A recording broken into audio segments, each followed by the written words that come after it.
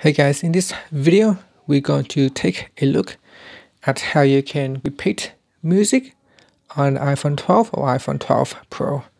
So first let's go back to your home screen. So I'm just going to go back to the home screen right now. On your home screen, look and tap on the music app. Okay, once the music app has opened, you can open up the songs, and in the playlist, or you can go down here and tap on the library tab.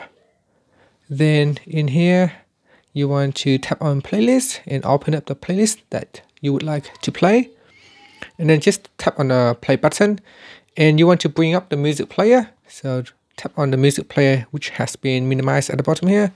Once the music player has been brought up, what you can do is you can tap on this repeat button. This is the repeat button right here, the button in the middle with the two arrows. So you tap on that. Now this is turning on the repeat, and this repeat will repeat the whole playlist. If you tap on the repeat button again, you can see there is a 1 right next to it. It's really small. Let me zoom right in. You can see there is a 1 right there. So there are 3 different states. You got off state, you got repeat the whole list, repeat the same songs over and over again. So select, you keep tap on that button to rotate between different state. So we got off, repeat the whole list, tap on it again to repeat just the one song over and over again.